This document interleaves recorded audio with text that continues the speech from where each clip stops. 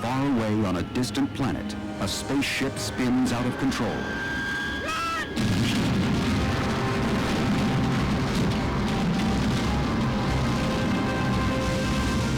Back on planet Earth, a stormy sea batters a floating crane.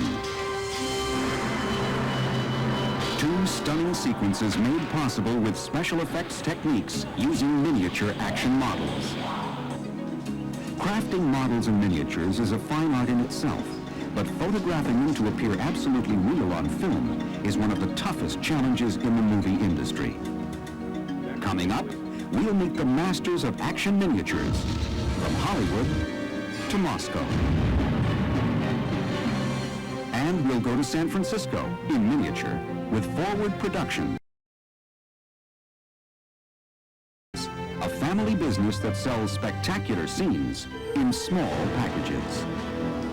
Next on Movie Magic.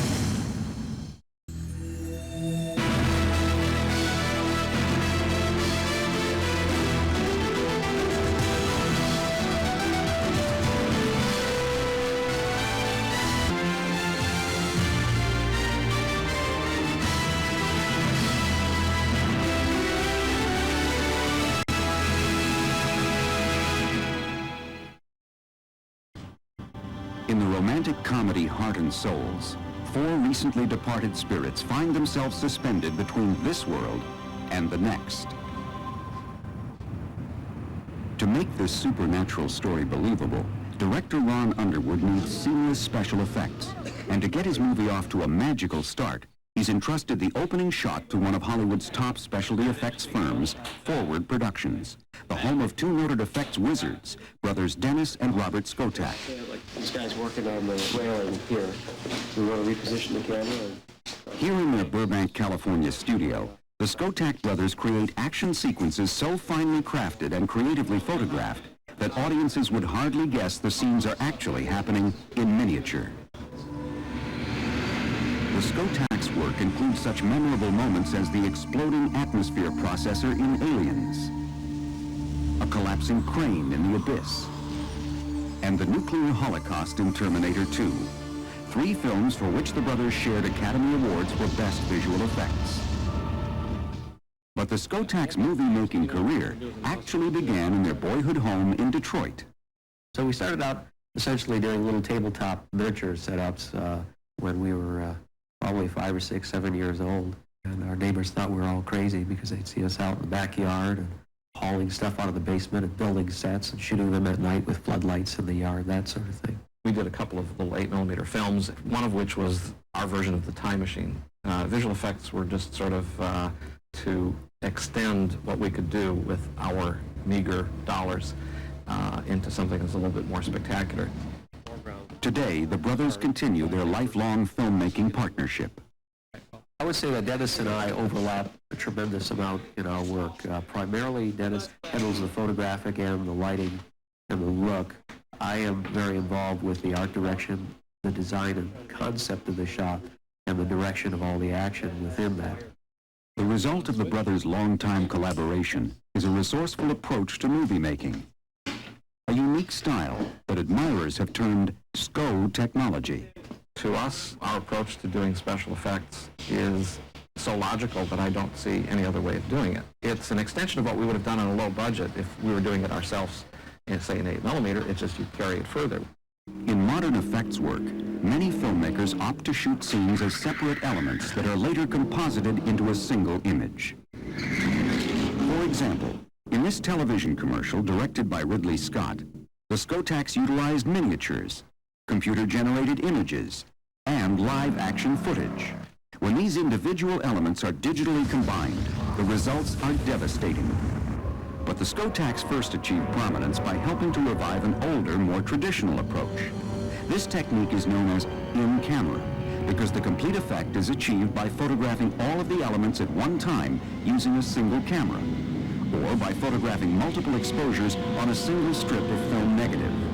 We do a lot of things in camera so that we can show to the director, to the producer, whoever the art director, what the final shot would look like much faster and there's less ambiguity about it. I mean, it's all there, you can see it, and they really love it. And we do too, because it's very direct. You're not surprised later on. Such effects-driven films as Darkman, Tremors, and Bram Stoker's Dracula have featured shots created in camera by the Skotax. For Terminator 2, they utilize both traditional and cutting-edge techniques to realize director James Cameron's vision of a nuclear nightmare. We know what's going to make a great shot, from computer-generated imagery of the collapsing buildings and the shockwave propagating across the city, to just good old-fashioned run the cameras up to 120 frames and blow it up, miniature photography. They didn't just create the storyboards, they went beyond the storyboards to create a really memorable sequence. The Los Angeles freeway shots demanded special attention to detail. The very large miniature required a lot of force, a lot of air cannons to blow these vehicles away. The vehicles were actually being pulled by cable. In addition to that, there were some palm trees that were blown over, and those were pulled by cables. The Skotax believed that the long setup time required for creating shots in camera pays off with a cleaner, more realistic image. That's the way real life occurs. In a sense, when you're looking at a shot that's done in camera, you're seeing it as an integrated image. There's no guesswork. In contrast to the overwhelming fury of T2's Judgment Day, the Skotax work in Heart and Souls will be much more subtle. The opening scene will present an aerial view of San Francisco circa 1959. In setting up these opening shots of San Francisco, the flyover, we wanted to create this majestic, almost heavenly view of the earth, almost like here's God looking down, now starting to focus on particular characters in the scheme of life who have to live through these events. To create San Francisco in miniature, model makers handcraft 200 buildings out of plexiglass. They paint everything but the tiny windows black. Lights positioned underneath the set shine through the unpainted plexiglass, creating the illusion of sparkling skyrises. The challenge here is that to make the clouds look right, to make them feel like there really are clouds, because they're actually polyester fiber fill. They're stuff that's pillows are made out of. They work great as long as they don't droop, and one thing you can't have is a droopy cloud, because it's just doesn't happen in real life. A lot of what we were doing was being very careful in the planning of the look of the art direction and in creating little glints and blinks of light over the city and clouds that came in just right and revealed parts of the city in a very magical kind of way. Once the Skotax complete this sequence, they begin work on another heavenly shot to close the movie. In the final scene, the film's two romantic leads, Robert Downey Jr. and Elizabeth Shue, are inside San Francisco's beautiful glass-walled conservatory. The shot has us seeing them embracing, and we pull up and away from the window of the conservatory and crane up and go up into the sky. Since filming this shot at the real conservatory isn't practical, the forward model makers build a 1/4 scale replica of the building's roof. Lights on. To photograph this shot in camera, the Skotax use a process called rear screen projection. A film projector beams footage of the young couple onto a screen placed behind the model conservatory. A computer-controlled camera films the projected pictures through the glass roof, gradually pulling away to tilt up at the night sky. Rear screen projection is an old technique. It presents a challenge in that it has to look real. In the old days, you'd see somebody standing in front of the projection. You could tell what it was. Today, by doing proper lighting to the screen, you can make this look very believable. For this rear projection shot, the Skotax team mounts the conservatory model on its side. This allows for an easier setup of a shot that will encompass 180 degrees. Standing in for the night sky is a front screen dotted with stars made of reflective tape. Every one of those is hand glued on there. It's front screen material. It's incredibly reflective, so when you're online with it, it creates a beautiful starry nighttime sky. Previously shot footage of the couple is carefully projected onto the appropriate spot. Then, to help mask the cut between the live action footage and the miniature shot, Dennis adds an artistic touch. Which is sort of a whitewash over all the windows. It lets us see a little bit through, but not too much. When we pull back out of the window, we see them dancing. We just see them through a haze of glass. With a combination of live-action footage projected on a rear screen, the miniature model conservatory, and a front-screen night sky, the Skotax give this heartwarming story a fairy tale ending, a finale that invites moviegoers to wish upon a star. Filmmakers used special effects to explore the realms of space when visions of rocket ships were pure fantasy. But some of the most groundbreaking science fiction films were created far from the Hollywood mainstream. In the late 1950s, Russian filmmakers produced several visually exciting space travel movies. Later, recuts of these films were shown in the United States under such fanciful titles as Queen of Blood and Voyage to the Planet of Prehistoric Women. Within these movies, there were some remarkable special effects, and they were of an imaginative level and a creative level that was unique. The effect scenes for these science fiction films greatly impressed the young Skotax. Robert began a long-distance quest to find the Russian artists and learn their trade secrets. I found that there were primarily two people whose films I was seeing. I was seeing the work of a man named Pavel Klushantsev and another man by the name of Mikhail Koryukov.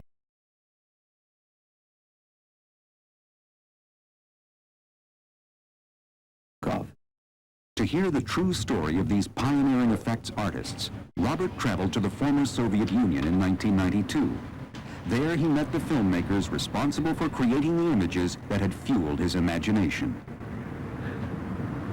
It was a very warm, very wonderful meeting, and we immediately launched into millions of questions about each other's work and how we had similarities and vast differences. Gravity because the suspension ropes interfered with the movement of the suspended person. One way we did it wasn't even to use thin wires to suspend the actor, but to use thick steel cables. We shot him from a lower angle. In other words, the cables were hidden by the actor's body. I found it interesting that some of the techniques that were used in 2001, supposedly for the first time, had actually been employed by Pavel Klushantsev in the early 50s. Sadly, the achievements of Pavel and Mikhail have been largely ignored, even in their own country. Touched by the Americans' appreciation, the Russians gave the Skotax these priceless production photos, records of a nearly forgotten film era. They were overwhelmed with the fact that their films had been shown in the West, that anybody even knew who they were. And I said, my God, a number of people know your work and are very impressed by it. You should know that your work will live on. The Skotax's intimate knowledge of space films proved invaluable when they oversaw the visual effects for Aliens. For one heart-stopping shot, Dennis and Robert used a combination of miniatures and rear screen projection to create the illusion of a shuttlecraft crashing on a distant planet. Among the difficulties you'll find in a setup like the dropship crash is how to give a sense of weight. What we did was dress the set with ash and fuller's earth and various particulate matter that would scatter instead of clouds of dust and send bits and pieces flying at the camera. Many of the film's action scenes were created in camera, including some using this radio-controlled armored personnel carrier. Our miniature, which was roughly 5 feet long, the only way we'd get to go fast enough was to actually build the set as a downhill slope. So the cameraman was ahead of it as it was going down the hill, and it was coming at him, and he was rolling backwards with gravity on a dolly, and if it was coming right at him. We're frustrated in that ultimately these images are not three-dimensional. We try to break through that barrier and give a sense that the stuff is coming off the screen. Eye-popping photography captured another memorable Skotax model, the Bat ski boat in Batman Returns. We had to build a tunnel 120 feet long in miniature, quarter-scale tunnel on our stage, seal it, make it waterproof, and detail that entire length, and create fog effects down the entire length that were consistent and didn't obscure the shot, while the Batboat was pulled through the shot by an air motor at about 35-40 miles an hour. Now, an object that is 5 or 6 feet long, that's going 35 miles an hour, that has to come within an inch of the lens, actually gets fairly dangerous. Our cameraman, he was wearing a motorcycle helmet, and he wound up just getting out of the way just in the nick of time as the bat boat would be coming by. Just as Soviet filmmakers influenced two brothers on the other side of the world, so are the Skotaks creating a body of work to inspire the next generation of effects artists. Effects artists carefully plan each shot using drawings called storyboards.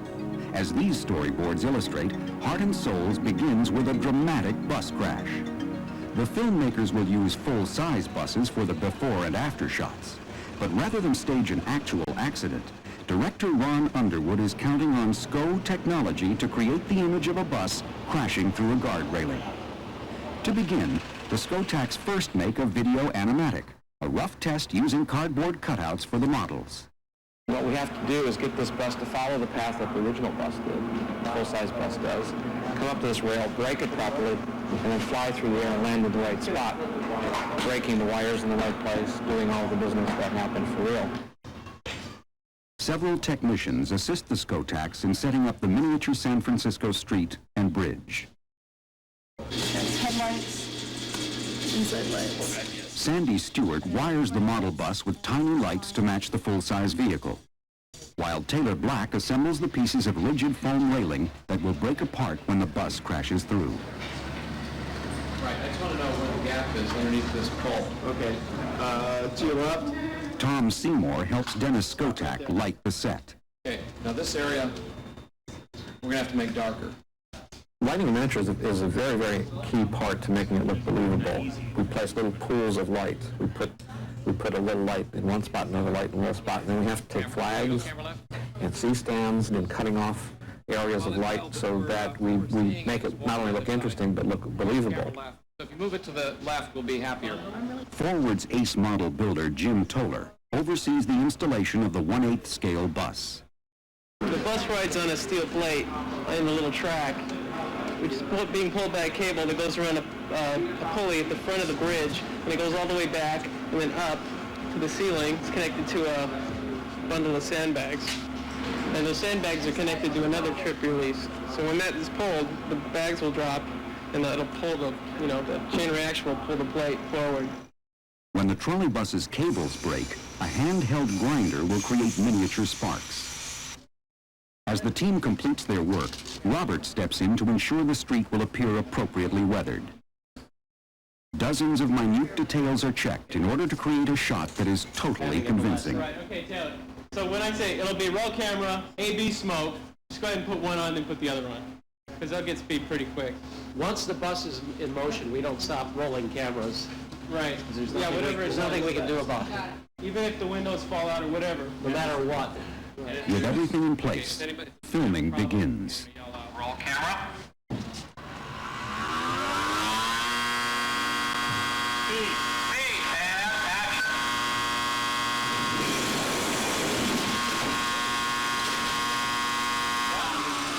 The first take immediately reveals an unanticipated problem. The shadow of the bus on the wall is showing how it hit, how it bounced.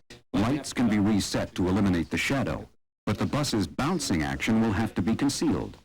A check of the models reveals some rebuilding time is necessary before a second take. But if we don't have to do an elaborate sky, then it's not a problem. The hours grow late. The Skotaks will spend the night re-envisioning the shot. The next day, the Forward team is back in action with some inventive ways to improve the bus crash. It was decided that we would try and block some of the action of the bus exiting with some foreground elements, which would be part of the shot. There'll be a parked car and a parking meter in front of it. Jim carves the meter body out of a rigid polyethylene foam and fabricates the glass piece out of plastic to quickly create a realistic miniature. The parking meter is positioned under a car fender to complete the shot. Just take the whole thing down. Yeah. I don't know why it looks like it's parked way over past the meter.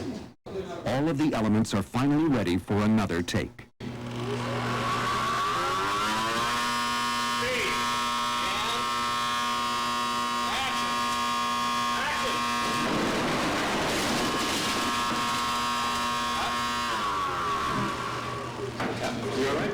This time, the shot is perfect. And it's gone. After many hours of work, the forward team savors its success. So much more fun when it works, isn't it? The addition of the car and the parking meter in the foreground actually helped the shot. It's gave it a more depth. A technical problem actually resulted in an artistic improvement. The movie's director couldn't be more pleased. How to photograph the miniatures is the real key, and where the Skotex are such masters is in terms of photographing and lighting miniatures in a realistic and beautiful way. After working 17 or 18 or 19 or 20 hours, or whatever it takes to get something done, it's so satisfying. We've solved all the problems that were unsolvable. It feels like, well, that was worth it all. And then the next challenge comes up and you begin to wonder, is it worth it all again? The real reward for us is much less something like an Oscar, but it's seeing a great shot on the screen and knowing that it's going to be around for a number of years, and a lot of people will appreciate it. Adding their own innovations to time-honored miniature effects, the Skotex have made unforgettable movie magic.